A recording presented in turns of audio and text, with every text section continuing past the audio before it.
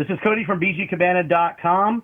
I have on the line with me right now a man who won the Independent Spirit Award for the 1999 movie Blair Witch Project, which he produced. He is now, announced today, the producer and director of Howl-O-Scream, Unearthed.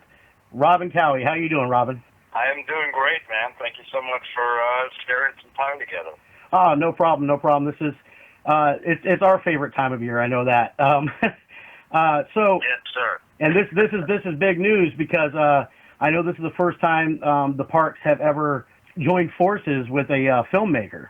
Yeah. This it started kind of last summer. We got together with all the parks and started doing a brainstorming and just talking about scary stuff.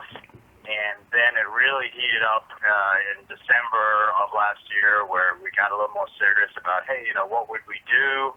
And then, bang, we started in January, and it hasn't been a moment of stillness ever since. It's turned into a wonderful project that's seen, all three parks working together, and a story that, starts online and then grows into a short film, into commercials. But when you hit the parks, when you arrive at the parks, the story continues. When you get in line, the story continues, and of course, when you go through the house, it all pays off. So, it's been a fun ride. Well, I want to get a little bit into your background, just a little bit. I know you're originally from South Africa, correct? Yeah. Originally from South Africa. My dad was a documentary filmmaker, worked in television, did some training stuff. So I kind of grew up in a TV film world. That's awesome. So, in 1987, you got kind of a culture shock and moved to Marietta, Georgia. Oh, yeah, coming to America. Went from a small all-boys private school that was basically Dead Poets Society. Wow. To a 3,000 public, bigger than life American school. So yeah, it was a shock. Where did you go to film school? Went here at UCF. Went down to the University of Central Florida in Orlando. Went to film school there, and literally came out of that and jumped right into Nickelodeon. They were just starting out the Nickelodeon studios here, and got right into kid stuff of all things. So. I saw that on the resume. I was kind of surprised by that, but and you see a lot of people though take on the different types of stuff, and I guess actually. Throughout my life, I've kind of ping-ponged between family entertainment and horror. so, make people laugh and make kids laugh, and then scare the hell out of them when they're old enough. I'm sure you made my kids laugh with some of the Nickelodeon stuff. So, yeah. All right, and so now on to Unearthed. So you said you guys really got into this all the way back in January. No, last summer. We got together for a brainstorming session and just talk about the Howl-O-Scream in general, what had happened. It was really important to me to know. I'd been to Howl-O-Scream before. I've always been a fan of theirs for a couple of reasons. One is, they just always have original content, and two is they really take the scares seriously. It's scary. That's the whole point. So, but I wanted to be very aware of what had happened in the past. And at the beginning, we were just talking about, ways the parks could work together. And then out of that grew this desire to create this experience where the theme truly is integrated into the houses and the overall experience. Really take advantage of three great parks doing this now and having a big canvas to tell the story. And so that really the work on it started in January. Okay, now and we are fans of the park and we when we first saw the very first maintenance crew stopped in tracks, we knew immediately, it clicked with us. We're like, they're starting Howl-O-Scream already. And that was such a big deal for us, you know, because it's normally, you know, later on till like now is usually when we really start getting the stuff leaked, you know, stuff starts getting leaked out. We hear a little bit of this, a little bit of that. And this whole story, we have followed it so closely. I probably sound a little obsessed sometimes, but I'm on the Aura page every day just to see what's going on. Cool. But yeah, you know, the amazing thing is, in a way that's not new. Like in the years before, you know, Howl-O-Scream is pretty much a year-round thing for a lot of people within the parks. Mm-hmm. The new thing about it was that they really weren't talking about it, you know, earlier. So it really was good timing that I was able to, you know, well, not good timing, it was really, you know, the people at Busch Gardens and at the parks who were smart to start, like, really bringing the marketing part of it and the content part of it and the entertainment part. I've always believed that good content is good marketing, and good marketing should be good content. And so, you know, by starting on it early, then all of, you know, everything could feed all the different parts of the experience. And ultimately, the goal is just to make something that people just have a great time with. So, it was great to be starting on it so early. And we always thought, we were like, oh, yeah, you know, you can do this and that. It's amazing how time runs out.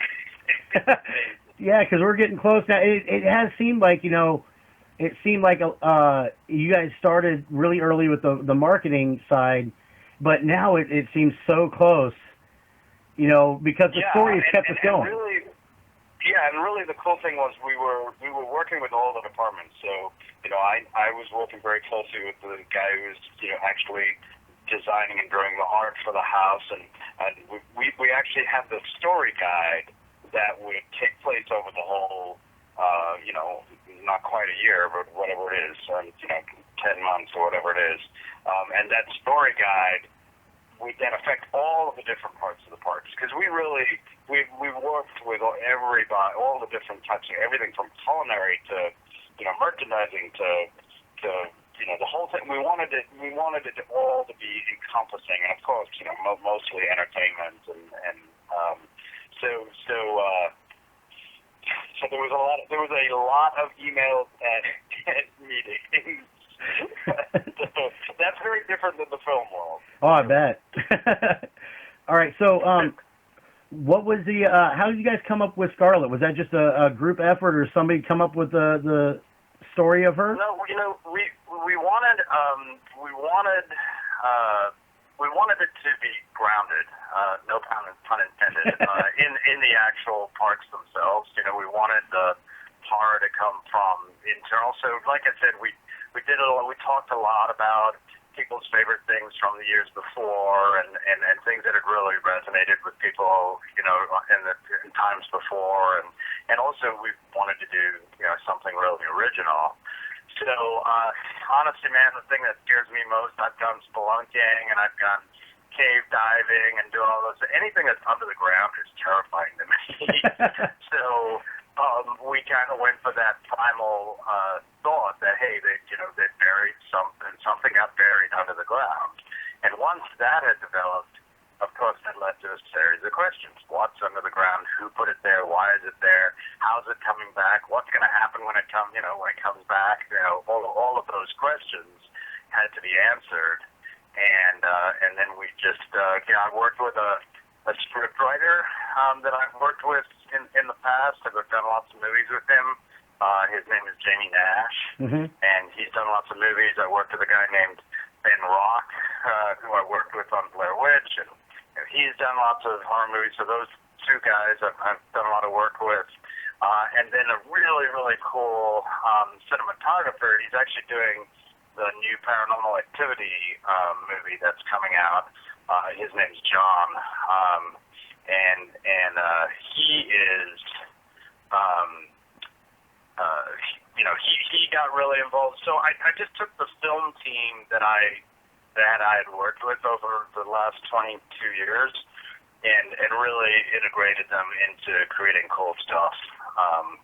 You know, cool stuff. John Rutland is his name. Yeah. Into kind of, you know, creating cool stuff. I mean, the production designer just did Goosebumps. with Jack Black, you know. So, and I've worked with him for years. So we're able to that what's going to be amazing about this year's experience is that what you see in the story grows and follows from the film through the website and then into the actual house experience itself. So the amount of love and care and detail we were able to put into the sets and the set dressing and everything like that, right from the beginning, we knew it was going to be an actual experience that you would go through. So, and that's what was fun for me as a filmmaker is kind of, step out of that 2D world and imagine what it's going to be like in a 4D world, That's exactly what we look for in this. And I know, too, a kind of a world that I know a little bit about, the special effects makeup. Barry Anderson joined you guys as well, correct? Yes. Oh my God, Barry is amazing, man. He's so cool. And the great thing about Barry is he has done, so much work in the film world, and some of my favorite movies, Jeepers Creepers, of course, Day of the Dead, all that kind of stuff. But he's also actually done, theme park stuff as well for Ripley's Believe It or Not, and he's this amazing sculptor. So it was really fun, working with him as well. Yeah. And then, but not only the outside people that I brought in, I got to work with in each one of these parks. There's really talented people, and so I got to work with all of the, the theme park people as well. So, yeah, I mean, look, if as a horror geek, it was kind of a dream come true, honestly. It was I get to, work with you guys and make haunted houses. Hell yeah. It was fun. So this is your first time working with a theme park then? I've worked with theme parks in other ways. Like I mentioned earlier, I used to do a bunch of work for Nickelodeon. I did work for the Mouse House, and I've done more other work, but it's never been in horror. This is the first horror thing that I've done, and the first time that I've had an opportunity to really guide such a detailed and long story. Okay, so now we have the story of Scarlet. Yeah. At the time of this interview, I don't know what's yet to come with Aura, so or what's going to come, before this reaches the public's ears. What can you tell us about the actual maze?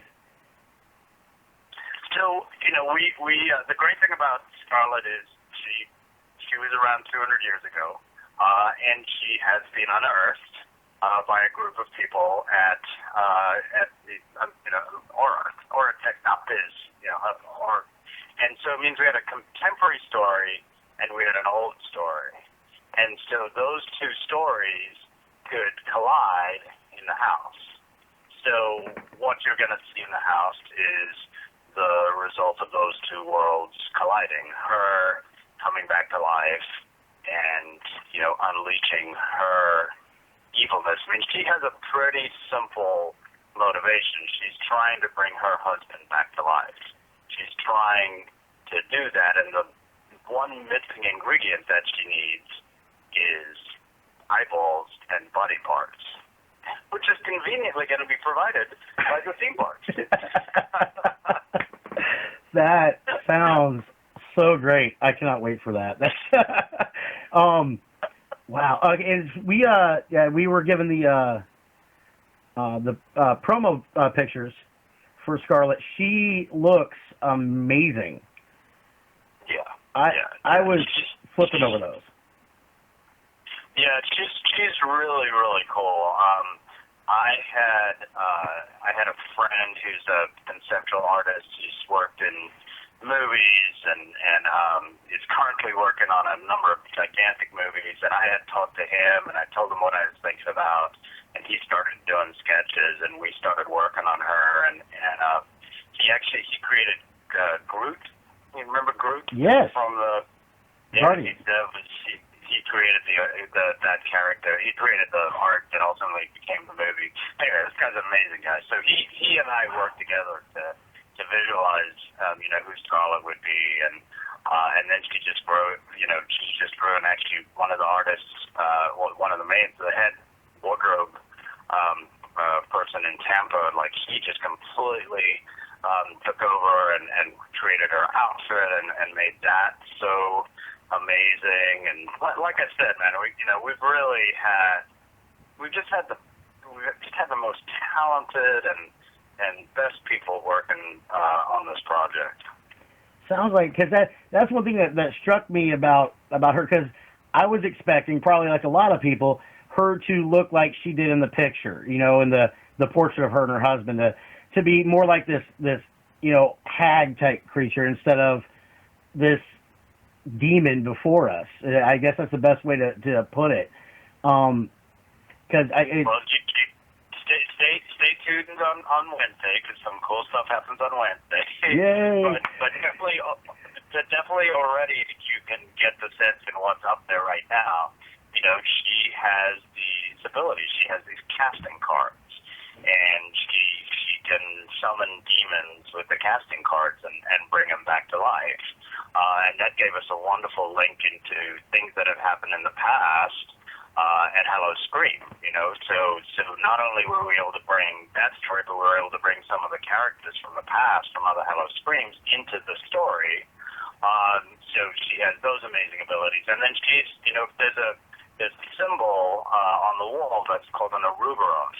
Mm-hmm. And the Ouroboros is an ancient Egyptian symbol that means essentially reincarnation, coming back. It's a symbol of coming back. And so we really try to infuse things in the park with that idea of things changing and coming to life. And yeah, she looks great, man. She looks great. Yeah, absolutely. That's one thing we were looking for too. Because this is for us up here in Virginia, it's the 40th anniversary of Busch Gardens Williamsburg, and they brought a lot of stuff back for this year during the regular season that we've really enjoyed seeing, and that's been a lot of the questions popping up is, are they going to bring anything back for Howl-O-Scream? Any of the old stuff back, and that right there is going to make a lot of people happy. Yeah, cool. Yeah, well, I mean, and Scarlett has her own way of doing it. Mm-hmm. So it's got, it is. That's what I love films that always take a nod at the precursors. Like I study film, just like you. It sounds like you're a really big fan of filmmaking mm-hmm. and storytelling. So I always want to make a callback and then do something cool and something new, going forward. So we definitely got our own spin on it. Outstanding. That's the thing too. You don't want to always bring it back, frame for frame, so to speak. Right. You want to give a different twist. Like, oh, that looks familiar, but that's not the way I remember it. Right. Exactly. That is outstanding. This sounds like a completely wicked house. Yeah. And this is the first time. And actually, in general, what's been great is I've been able to watch all the other parts and interact with all the other people and all the other pieces of what's coming. It's going to be a good show. You are not going to want to miss this year. Seriously, man. It's going to be really fun. I'm going to be there really September 25th. Actually, my 16-year-old's birthday is October 16th, and I'm putting a pack of his friends together to go to Howl-O-Scream. So we're all excited about it. So that to me, man, that's one of the most important things. Is I've been in love with this genre for so long. I've participated in it so long, but I don't want to ever lose that sense of wonder and surprise and enjoyment, and so. And literally every day, that's all we get up and think about. It's how could we make this cooler or more enjoyable or fun? So hopefully that results in there's a lot of detail in this. But at the same time, you just want to go there and have a great time and drink some beers and jump. You will have that in spades. And part of the fun is watching the other people jump too. Exactly. That's why I take my wife. Well, Robin, this has been amazing. I seriously cannot wait for this. It's my favorite time of year, period. It always has been. And I'm really, really looking forward to what's to come in the coming months. We're getting there, just getting there. But thank you so much for the time. Yeah, and I appreciate, just, covering all the detail, because a lot of people don't get all of the story, and you guys have been really supportive in how you helped us share that. So, thanks right back at you, dude. So, really appreciate it. Oh, that's what we love to do. I appreciate it so much, and right. looking forward to it. All right. All right, thanks a lot. Folks,